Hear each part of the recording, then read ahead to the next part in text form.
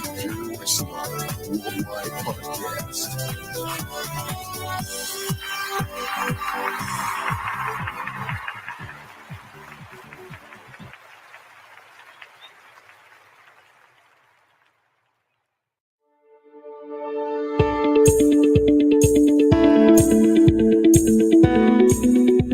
Hello, this is Dr. Evelyn Hill with Shades in Justice Podcast. Hey, we're so excited you decided to stop by. Hey, you can catch us every Wednesday evening, 8:30 Central Standard Time or 9:30 Eastern Time. We want to see you right here at Positive Power Christian Radio. Again, this is Dr. Evelyn Hill with Shades in Justice Podcast, a chance where you can hear about justice and injustices here in our country. Again, Dr. Evelyn Hill with Shades in Justice Podcast.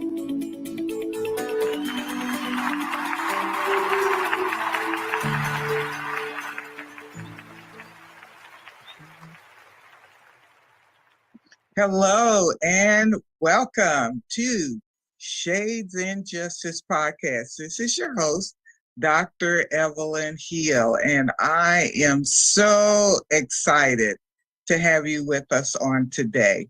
We have a very special guest all the way from San Diego, California, Miss Felicity Anderson. So we're going to ask her to share a little bit about herself. We're going to be talking about the injustice of homelessness. So, Felicity, we're anxious to hear from you. Well, thank you, Dr. Hill, for having me. Again, my name is Felicity. I'm born and raised San Diego, California.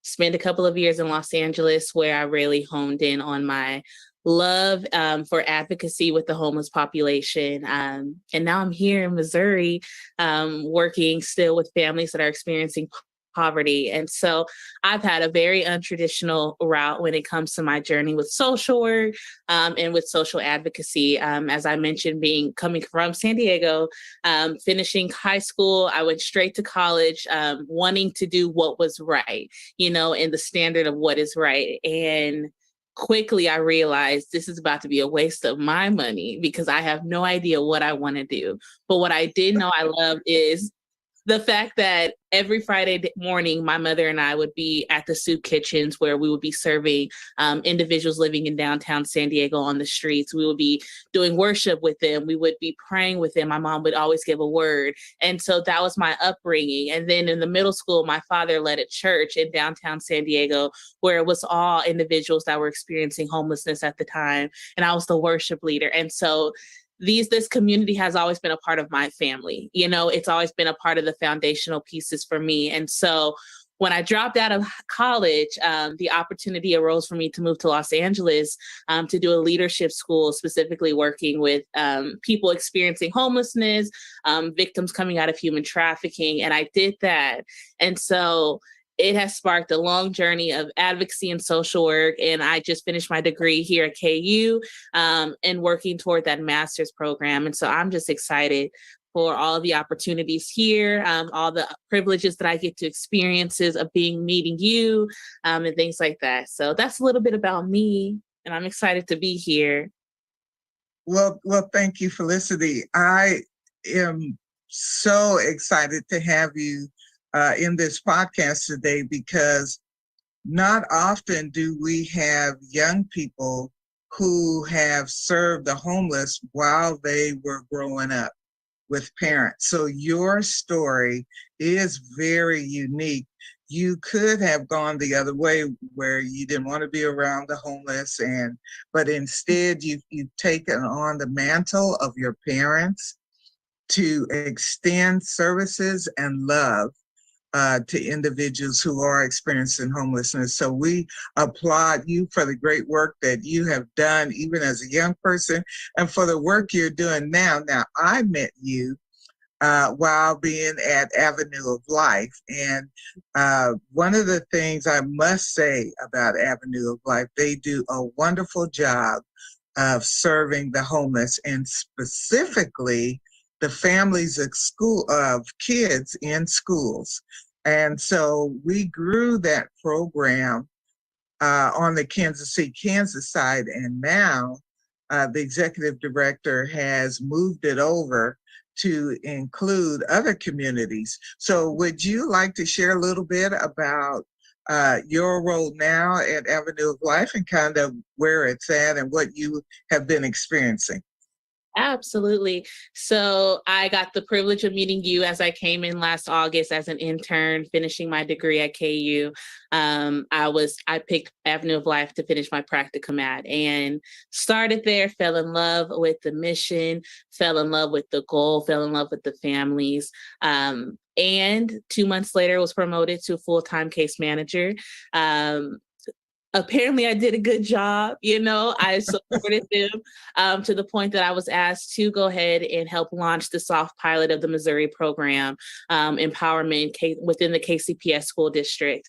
And so I took on that opportunity, and I have seen such a beautiful success. We've gone from having 32 individuals on the caseload just within the soft pilot program.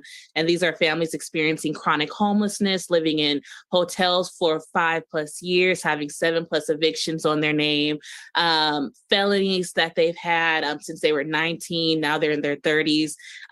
There's so many different lists of barriers that I face within the Missouri. And then the market for housing is what it is at this moment. And still did intensive case management with 32 families, we were able to get 22 of those families housed. And so that is a huge success within the first 5 months of this pilot program. And so now I was promoted again to the coordinator through the program. And I'm embarking now on continuing to build those relationships with the families, deepening that connection of support, and deepening the connection of support within the partners and those relationships to really hone in on. I understand the heart to serve as Avenue of Life, and now I get to understand the heart to build community within organizations and nonprofits and churches that I get to do now in my new role, as a coordinator. So I'm excited for all there is to come. And that's a little bit about the journey thus far. Wow, that's exciting. And congratulations on your promotions. That is it's so rewarding, and just to be able to get people housed with, I like the way you said it, the affordable housing, the way that it is to actually still be able to get folks housed is amazing. So thank you for that great work. So you mentioned San Diego and LA and the homeless populations there. What did you kind of learn from those populations in those two different communities that either you see again now with some of the families and their challenges and barriers, or any differences? Sure. Yeah, I will say that the demographic of the homeless population from California to Missouri are vastly different in so many ways. And so it's even different from San Diego to LA, and I'll start there. So being raised on the San Diego side, we're around beaches, there's a different appreciation for respect of the land and things like that. And so there is a high population of the homeless individuals, but there's not as high of a population as there is in Los Angeles, California. And a lot of the homeless individuals that we see on the San Diego side are veterans. We have a large veterans population within San Diego. That's where we have some of the largest bases. And so the largest population of individuals that are experiencing homelessness in San Diego, a majority of the time are going to be the veterans that have served for the states. And so on the other end of LA is the city that you come to with the biggest dreams. You have people who come to be actors, you have people who come to be jazz musicians and hip hop artists. And a lot of times the dream ends once they get to LA. And so when you meet populations of individuals that are existing on Skid Row, which is the largest 54 blocks, I believe, in Los Angeles, that is just which is just places where homeless individuals are living downtown Los Angeles. And a majority of those individuals are musicians, they're professors, they're also veterans, they're teachers. And so they're individuals who came from different places and either got caught up in the drug epidemic that happened within Los Angeles, or whatever it may be. And so it is such a smorgasbord of individuals that are experiencing homelessness in San Diego, different ethnicities, different backgrounds, religions, and so I can't even put my hand on this is what the population looks like, because I like California is a very much of a, I don't like to call it a melting pot. I call it a salad because it's so many different cultures mixed into one, but no one loses the touch of who they are, And so Yes. in LA, the homeless population is that as well. There are individuals of every walk of life that you'll come across that they were one step away from homelessness. It's a Yes. cosmetology doctor who had one trip off of the wrong drug and now he's experiencing homelessness, and so that opened my eyes to so much. And then coming here, it's a very interesting to see homelessness in this way, because it's very honed in on specifics. We have individuals that might have experienced immigration. We have the Black and Brown community that have been impacted by oppression. We have the different groups of the LGBTQ trans community who's being impacted by homelessness. And so there's such honed in parts of individuals touched by oppression that a lot of times you're seeing facing more homelessness here. And so there is a lot of vast differences, and I'm sorry, Dr. Hill, I'm just getting a little off. And so, yes, yes, there's a lot of differences. I get caught up a lot in like thinking about LA because I'm like, you couldn't pinpoint one form of homelessness, whereas here we work with families. My focal point is so specific in my work here in Kansas City. And so that's what I see. Whereas in LA, I worked with homeless teens. I worked with homeless grandmothers. I worked with individuals who served the country, who worked in Congress, and so it's my eyes to it. It looks different. The perspective looks different because everyone is so close to it. Wow. What a breadth of information that was. It's interesting that you said with all the ports in San Diego, the largest number of homeless were the veterans. And again, I'm always challenged when I hear that veterans are being homeless because they have fought for our country. And if anybody ought to have somewhere to live, in my mind, it ought to be the veterans. However, I do understand there, with PTSD, along with other mental health concerns and challenges versus the high price of living there in San Diego and LA, I could understand how it's easily done to fall into the trap of homelessness.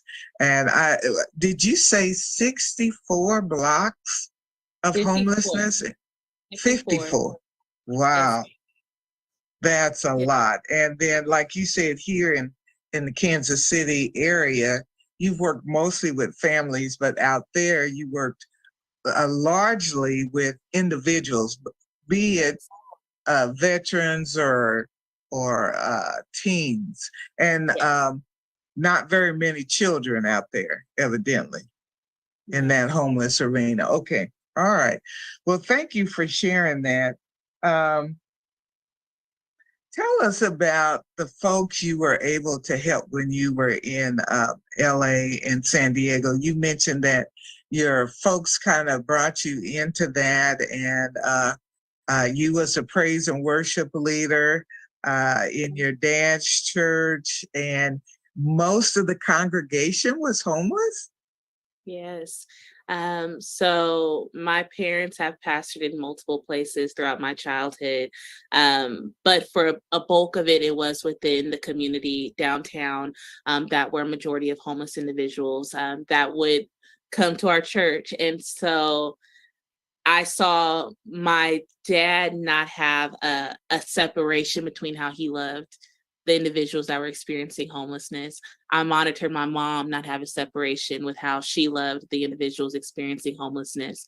And so to me, it's second nature, Mm-hmm. it's a part of who I am to treat everyone like they're human, because I Mm-hmm. saw it. I was fed the example of it. And so having that upbringing and then going to Los Angeles quickly, I was indoctrinated to being able to run the Friday Skid Row sites, where I would lead a group of 50 to 100 individuals and we would serve the people on Skid Row Friday nights. I led the outreach and programs for Compton, Crenshaw, and Leimert Park. And so that was the Adopt a Block where we would go in to these communities. And our main goal is to build relationships and to build connection and to be there for the long haul, And so the organization that I was with was the Los Angeles Dream Center. And so they've been around for over 28 years. Yes. They've been doing this work for over 28 years. They have loved this community. And what we see is that when you put time into the investment, you get the people's affection, you get the people's trust, like you get to pour into these people because you've taken time to build relationship. Mm-hmm. And so that was what I did on a daily basis in Los Angeles. I was building relationships with these people, with these mothers and grandmothers. I was able to help do outreach for the gang members who were a part of the gangs and the Bloods and the different individuals who maybe might be 9 years old and they joined a gang because they were the oldest now in the family after watching their father be murdered, And so being able to just build relationships, like there is so much you can do. And that's kind of that has been my mentality of all it takes is a listening ear, all it takes is an opportunity to let somebody share with you their story, because that a lot of times we take the humanity out of homelessness, we call it the homeless people, the homeless population, but they were a man before they were homeless. They were That's right. Before they were homeless, they were a friend, yes. brother, and so that has been my perspective, and that's even been my journey and intentionality in working with the homeless populations is putting their humanity back in the conversations. Mm-hmm. So I think very often we, the community, and that is wherever we, the community is, I think we have often labeled homeless people a certain way, therefore we treat them a certain way, and we think every homeless person's story is the same. However, if, like you were just saying, it could be very, very different.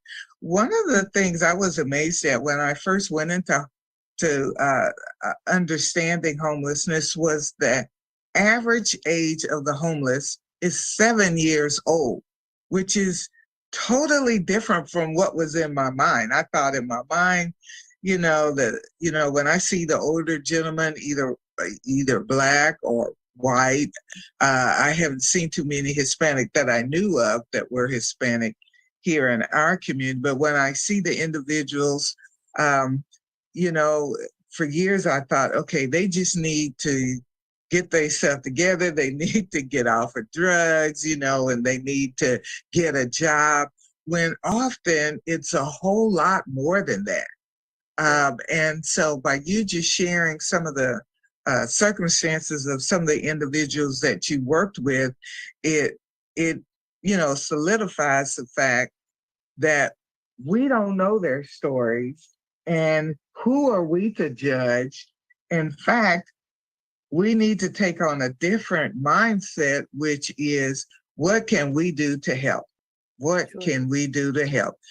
Many of us can't bring them in our homes for various reasons, but we hear never give money to the homeless. We hear, just drive by them because when the end of the day, they're going to get in their Mercedes-Benz and drive off to their luxurious apartment. But come on, everybody, all these people we done seen, everybody's not driving a Mercedes-Benz and driving off into the sunset. Right, a majority. That's the 1%. That's the 1%. So I'm so glad. It's refreshing to hear your whole perspective around homelessness. And so how are the unaccompanied youth helped in our society today? So one of the things you mentioned was you saw quite a few youth out there. So what's going on with the young population, and how can we do a better job of helping them? But first of all, just what is your perspective about what's really going on with the youth? Sure. Sure. I will first start by saying we exist in a time where we have a very courageous group of young adults and young people and teens that Mhm. are taking on a journey that possibly maybe our elders might have feared, but that was the intentionality of being true to themselves, you know, Mhm. and Mhm. despite of what being true to yourself looks like, that's consistently evolving, that's changing, but in the moment. And so being true to yourself, being for the teens, for the youth now, that's a higher percentage of individuals who are coming out within the LGBTQIA community. You have teens that are experiencing transitioning, being a part of the trans community. You have individuals who have existed in intergenerational poverty for years, seeing their Mhm. great grandmother, their grandmother, their mother, thus existing in that same pattern, that same barrier.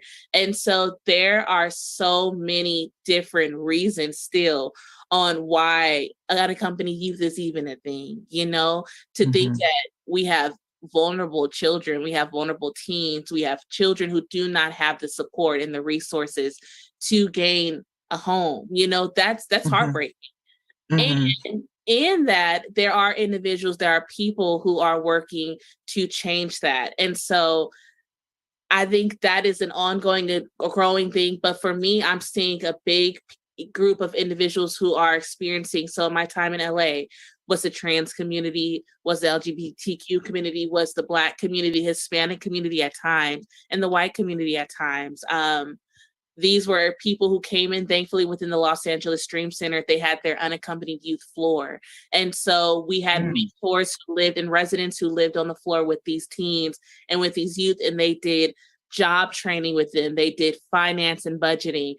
They did mentorship, discipleship. And so we saw children who the family system was broken, and they created Mhm. family within the body of Christ, within the Mhm. organization themselves. And so there are other resources, there are other organizations that are doing that. Is it limited? Of course. There's still those teens that are going homeless. There still are those teens that are falling victim to human trafficking. There are still a lot of vulnerable individuals that are facing, those fears that we might have as a society. But yeah, I'm not sure if that answers the question. I'm not sure. I went on a tangent. You did good. One of the things you mentioned was um, the transgender population of unaccompanied youth. I love the way you started out with this piece. You said the youth of today are very courageous. They believe in going after what they want to do now versus later. And so they are not afraid to step out into um, their journey in different ways than what other generations possibly have done. So I think that's interesting that they are courageous, but I also think it's interesting that they're willing to receive the help. They're willing to receive the help because you mentioned several different ways, jobs and a place to stay. And so it's like if we are able to somehow help them, then by us helping to mentor them and love them without judgment and just move forward with them, we can definitely see them progress, and that's the whole goal. And because I will add that no one wants to be alone. That's right. No child wants to experience a life alone. And Mhm. so to create first trust, because a lot of times there's trust has been stripped from them because Yes. they've given that to people who have harmed them. And so Yes. regaining that, but ultimately every person is desiring community. And so I Mhm. find it easier to work with the youth. I find it easier to work with children because even though they might have experienced being crushed from societal pressures, oppression of any sort, there's still that I will get up again, I'll do, Mhm. there's resilience, there's attachment to it, there's hope still attached to it. And so ultimately the biggest thing is I know everyone wants belonging. Everyone wants to be loved. And that's Mhm. what makes it easy. Yeah. Yes. And it sounds like that's one of your giftings is to share um, you. You don't mind listening. You don't mind taking that time out with the family, and you don't have this. You, well, what's your problem? And let's hurry up. Let's talk. I got 5 minutes, and you willing to give of yourself to really help those individuals. So thank you so much for that. Um, so beside um, just providing housing and um, I think you mentioned jobs, and we talked about um, other resources that you have made available for families. One of the things that you mentioned that I know is a great barrier for families and individuals is warrants for arrest, license that have been suspended, no money for insurance. And if we could provide those resources, then families can